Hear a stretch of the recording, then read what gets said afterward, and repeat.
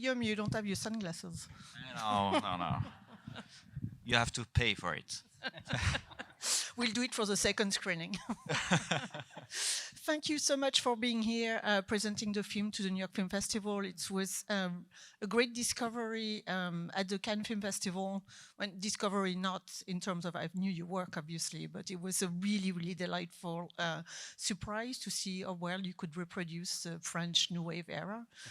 And to encounter all this wonderful cast also of amazing representation of the great Nouvelle Vague era as well.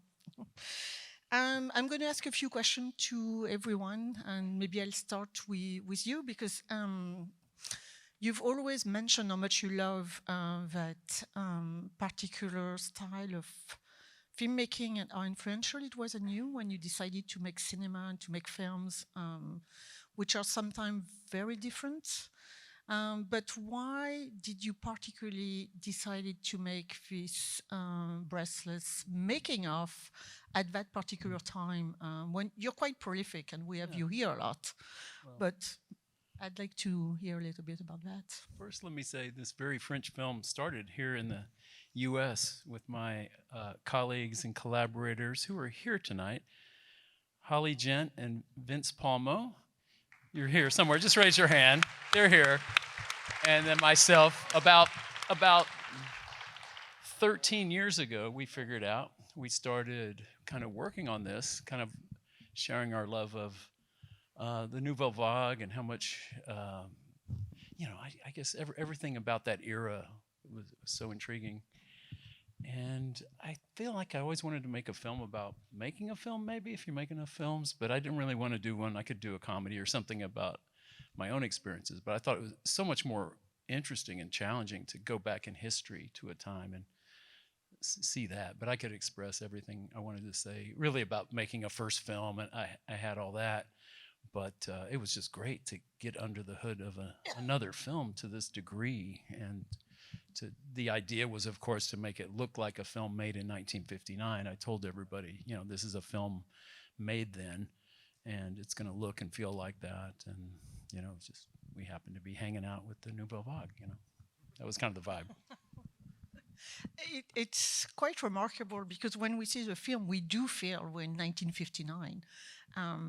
There's obviously the reproduction, the set, the costumes, the way they're talking, all together. It's not dated at all. It's just very specific to the era, and it really feels like it's something quite unique. So it's quite remarkable that you achieved that. Keep in mind that everything they could do so easily, just show up on the sidewalk and shoot, and no one knows they were shooting. They didn't have a sound department. They didn't have an art department. They didn't have a costume department. We had all of that. And, recreating that moment, we had to shoot this film 180 degrees different. Everything had to be, recreated, built, visual effects. So it was quite an engineering thing. But I had such a passionate crew that cared so much about getting it right. Michèle and Laurent, they set a great tone, and everybody on the crew cared so much about trying to. It means a lot in France. So we just felt we had to get it right. And, meeting the cast, this great young cast, there's always, it was like, I knew them when I met them, like as they came in, it was very special, to like a cinema dream we were creating, so. Michèle, you have quite a legacy with Jean-Luc Godard. You've known him for a long time. And how did you meet Rick, and how did that project come about from your side? I met Rick thanks to John Schoss, his producer, his executive producer, lawyer, who sent me the script. And it's funny because Rick had no idea I knew Godard. So that was really a coincidence. And I'm glad you talk about the tone of the movie, because it was really important to make sure they didn't speak like today, but they really had to speak like they spoke at the time. And each time they wanted to improvise, I was like the mean teacher who said, no, not this word, that word. But yes, having this relationship with Godard really made me feel that this was a movie that had to exist and that he would have loved it. because he loved America. He would have loved the idea that an American would do this film. And it's funny because we kept saying French people will hate it, and I was like, no, no, no, French people will love it. I was just paranoid, I thought. I think people will love it on both sides of the ocean. You know. Hopefully. The cast is also quite remarkable, and you all I mean, at least Guillaume and Aubry, early in your career as an actor, you're a little bit more recognized, I think, as an actor. But I would like to hear about the casting, because there's a physicality, but I have to say the voices are remarkable. I think if I close my eyes, I would not know who's actually speaking. It's really incredible. Well, Guillaume worked on that very, very hard. But do you hear the accent or the voice? Yeah, he has that kind of slurry. Okay. He has a different voice. Yeah, you can definitely tell. I just want to say, Worked on that. this is his first movie he ever did. He was an extra.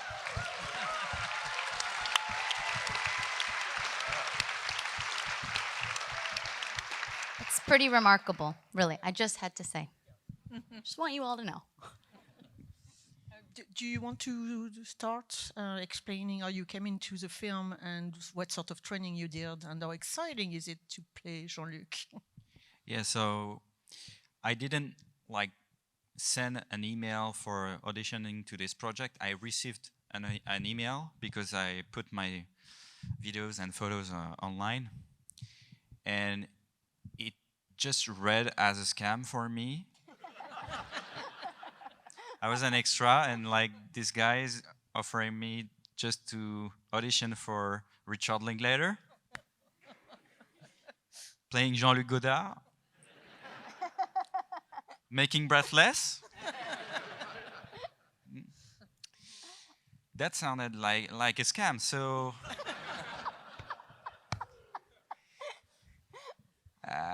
I went to the audition with something in my pocket to defend myself if I, you know. But it really wasn't a scam, because 6 months later, after this first audition, I got a call from the guy who was auditioning the movie, Stefan, who is he's this type of casting director that discovers talents. And I just have to thank him for joining us, making us join this movie, because all the cast is brand new. And he calls me back and he told me, Richard is in Paris. Do you want to see him? So I said, of course, I'm gonna see him. He sends me 25 pages of text that I had to learn in 3 days. And so I did everything. I tried to see every interviews, every biography I could find of him, every film stuff that he did with all his friends of Cahiers du Cinéma from the New Wave. They filmed each other in really short movies, and so I could see how he was outside of an interview. And he was very dynamic and everything. And also the challenge was to act with glasses, because acting is all about the eyes, and I had to do without my eyes. So I did with my eyebrows, with my gestures and everything, and yeah, it worked that way. Well, not only did he have the resemblance, but Guillaume had this. I mean, there were other guys who could have looked the part, but same with Aubry as Belmondo. It's the personality. It's how they carry themselves, And Guillaume, I said, he kind of carried himself. I recognized his kind of the way he carried himself. It reminded me. I call it the unearned confidence and swagger of a first-time director. I recognized it. The general without an army behind him, but he kind of had this I don't know. I thought On day one of rehearsal, he would guardian, direct Rick and I. He had the spirit of Godard flowing through him. He had to direct the movie in the movie, and he had no problem with that. No, it's Yeah, it was good. it's the overconfidence and the underconfidence exactly at the same time, where you That's just kind of what it is. Yeah. Aubry, also, I think it's one of your first big role.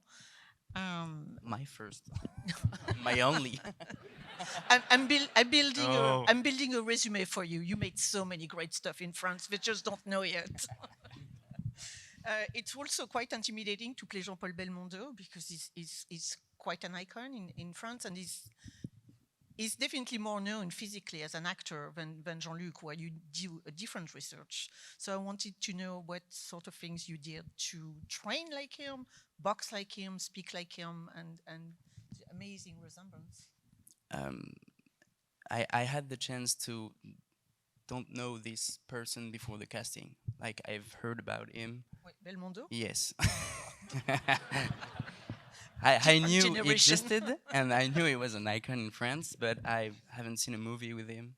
Okay. So I was like, okay, I know this guy is an icon, but who is it? Very Belmondo. Who is he? So I'll see. And I've looked a lot of documentary, and I tried to understand how people saw him back in time. And I hate the gym a lot. And when I see my body in the movie, I'm kind of nostalgic, but... Marvel is calling for you next. No, I had to make a lot of sports. That was the main part of my preparation.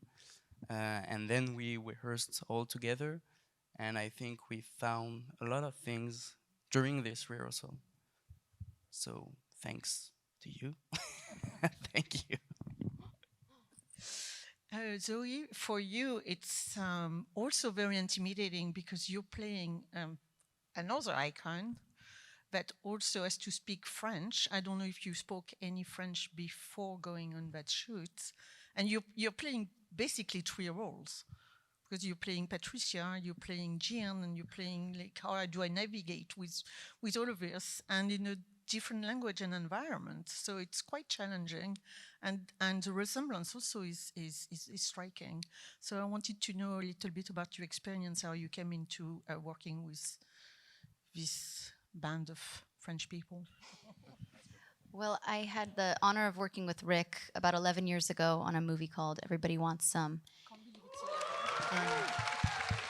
Also, I just have to quickly say, it's really special to show this movie on my home turf in New York, and we got to show it in Cannes, which was theirs, and it was amazing. But to be here at the New York Film Festival, it's really, really cool and special. So it's like a pinch me moment. I've always wanted to be in a movie here, so I just have to say. Okay, yeah, so I worked with Rick on Everybody Wants Some, and very, very casually, very Rick-like in passing, he mentioned, I'm making a movie about the making of Breathless, and I think you should play Gene Seberg. And I didn't hear anything about it for another maybe 5 or 6 years, so I didn't know how real that was, or maybe I made it up. It's like, did I make that up? Did I totally conjure that up in my imagination? What happened on set? I don't remember. Yeah. So it feels it does feel very surreal that it actually came to be. I'm so grateful to Rick for meaning what he says always. He is a real man of his word, and I don't know how you saw that I looked like her. I had long hair and the whole thing. He always had a very clear vision about it. And the whole experience of making the movie was really, really magical and really special, especially because I know how much this movie and these people mean to Rick and for how long they've meant so much to him. I have this memory of visiting him, everyone on set, when they were shooting the Cahiers du Cinema scene. And I could have sworn I saw a little tear, a little maybe glimmer in his eye, like he had created these people to meet his heroes and his idols.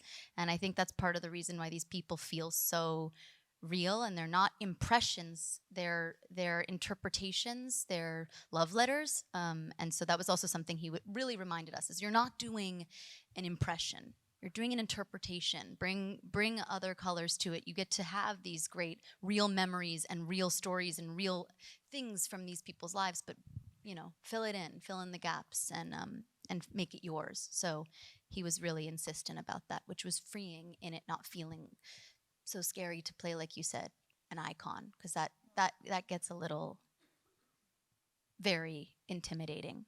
And the French was very intimidating. I didn't speak a word of French, so I had to study for a while. Patricia. And she nailed it because there was no ADR at all.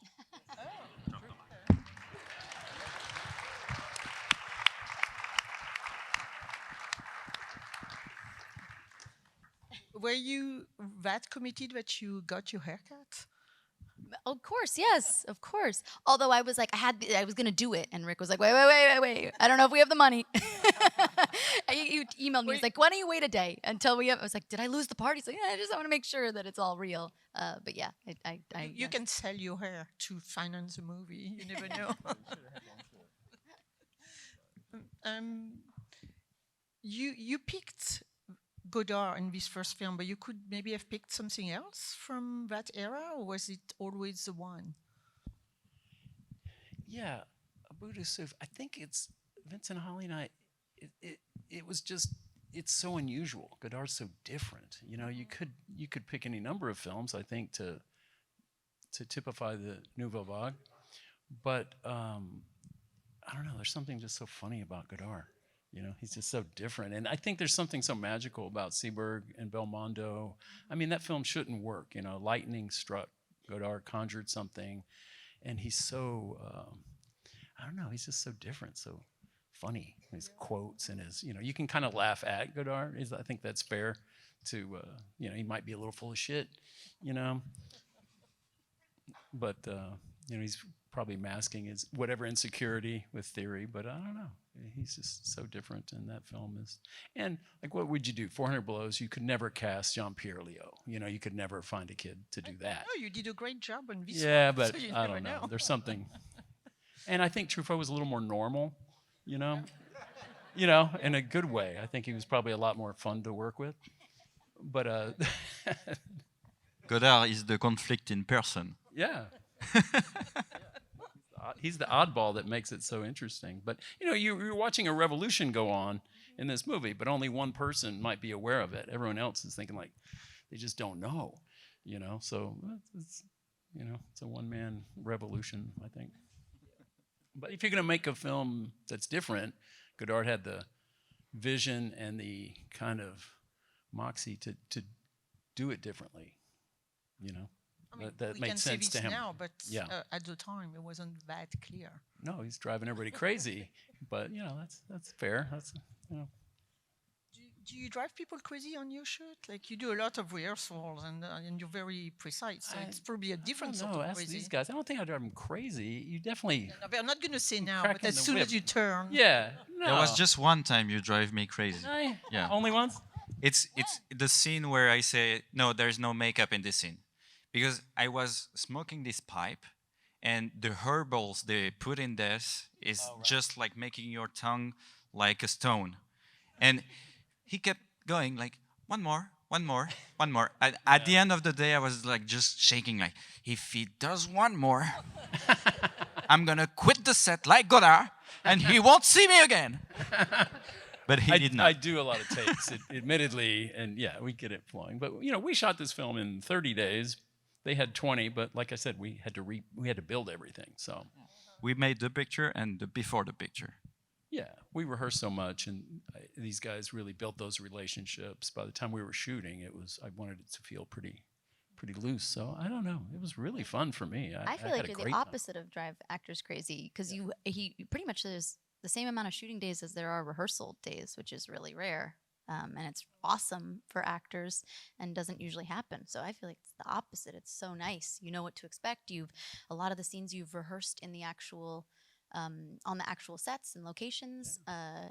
And there's been a lot of dialogue and conversation and changing of the scene and the structure and the lines and all that. And you've explored. So on the day, it's not like there's some crisis or conflict of how you see the scene. And it's Yeah, a lot of most it's awesome process. it's really kind of choreographed too. Like the New York Herald Tribune scene where they're walking. That's these guys. It was like a dance. They got every step, every gesture. You could put that scene next to the real scene, and you would notice it matches to the step and the, you know. So there's a lot of rehearsal and choreography went into it. It was fun. It was kind of difficult. What do you think, Aubry? I mean, that was. It was really fun. Just one day you drove me crazy because They're airing out their. That's not bad. We're no, making just a one day. reputation. Like Which day was that? we were in rehearsal and I drove him crazy in rehearsal. he told me like, I think Belmondo will say something here. Come tomorrow with a line. I was like, what? I have to write like a line. And the next day I came with like 5 lines, and you said, I'm not sure. It's gotta be a line here. Yeah. So I was like, what? Try harder. But on the other side, every time we ended a scene, he would turn to us and said, like, "Do you want one more?" And I don't know a lot of director that would go that way with his actors. So for this, really thank you, because that allowed us to feel free and to feel empowered of like making the scene that we wanted. So thank I you. didn't say that on the pipe scene, though. No, Did I? No. you didn't have to. I hope the producer was agreeing with this extra things all the time. We made our schedule. She's happy. Yeah, we did. That was great. I mean, I owe everything to Michèle and my script supervisor, Cami, and editor, Catherine, because, you know, I don't speak French. I just made a French movie. But we communicated in rehearsal, so I'm making a English subtitled movie, you know, in my mind. But the nuance of the language, I know exactly what they're saying, but I would look to Michèle after a take and say, did they stumble? He's like, yeah, that one was, okay. You know, so I was totally reliant on, you know, for the nuance. And it meant everything that French people like. On one hand, I'm making a subtitle movie. They'll never know in English. But